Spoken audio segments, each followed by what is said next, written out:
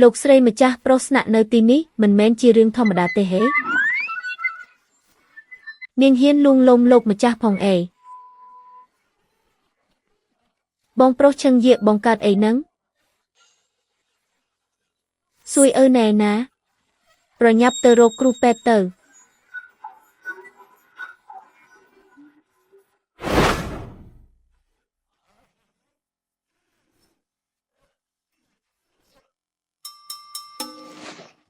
លោកម្ចាស់រងរបួសធ្ងន់ធ្ងរនៅផ្នែកខាងក្រោមខ្លាចថាមិនអាចធ្វើជាបុរសបានទៀតទេសូម្បីតែការមានកូនក៏គ្មានសង្ឃឹមដែរគ្មានសង្ឃឹមមានកូនទេជាអ្នកណាខ្ញុំត្រូវតែហែកខ្លួនវាជាកង់មិនខាន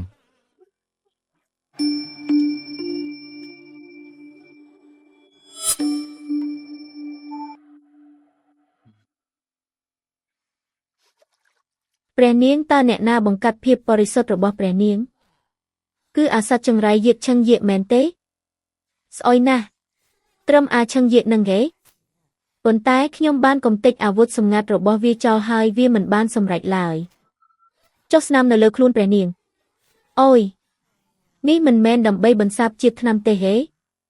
ខ្ញុំបានរកប្រុសស្អាតលំដាប់កម្ពស់ម្នាក់ចង្កេះល្អជើងវែងថែមទាំងពូកែទៀតមិនខាតឡើយព្រះនាងគឺជាព្រះនាងណាបាត់បង់ខ្លួនប្រាណហើយតើត្រូវរៀបការយ៉ាងម៉េចទៅថ្ងៃស្អែកមន្ត្រីស្រីរបស់ព្រះនាងនឹងមកដល់ភូមិគ្រីហើយបើសិនជាព្រះរាជាដឹងនោះច្បាស់ជាត្រូវកាត់ក្បាលមិនខានទេភ័យអីឲ្យតែនាងមិននិយាយខ្ញុំមិននិយាយគ្មាននរណាដឹងឡើយដល់ពេលនោះខ្ញុំនឹងទៅតាមក្រុមដង្ហែការរបស់ធានយានចាក់ចេញពីណានចៅរកឱកាសរត់គេចខ្លួនពិភពលោកធំធេងណាស់គ្មាននរណាអាចរកពួកយើងឃើញឡើយព្រះអង្គម្ចាស់ហេតុអ្វីបានជាព្រះភ័ក្ត្ររបស់ព្រះអង្គថ្ងៃនេះស្រស់ថ្លាបែបនេះឬមួយក៏ទើបតែសោយថ្នាំរួចទេ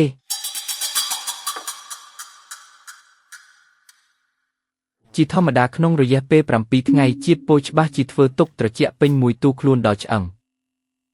ថ្ងៃនេះជាថ្ងៃទី8ប៉ុន្តែមានអារម្មណ៍ថាក្តៅវណ្ហឡើងវិញសូម្បីតែមានអារម្មណ៍ធូរស្រាលខ្លះដែរ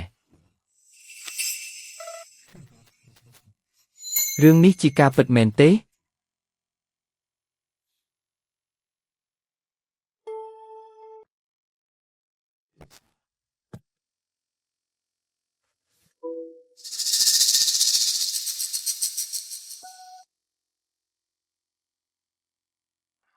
យ៉ាងម៉េចហើយជាតិពុលនៅលើខ្លួនរបស់ព្រះអង្គយ៉ាងម៉េចហើយចម្លែកណាស់ព្រះកាយដែលមានជំងឺរបស់ព្រះអង្គអាចទប់ស្កាត់បានថ្ងៃនេះធ្វើដំណើរហត់នឿយហើយកាលពីយប់មិញក៏មានរឿងរំខានច្រើនប៉ុន្តែជីពចរនេះបែរជាមានភាពរស់រវើកឡើងវិញព្រះអង្គម្ចាស់មួយរយៈនេះព្រះអង្គទទួលបានថ្នាំទឹកពិសេសណាមួយដែលអាចជួយសម្រាលជាតិពុលដែរឬទេ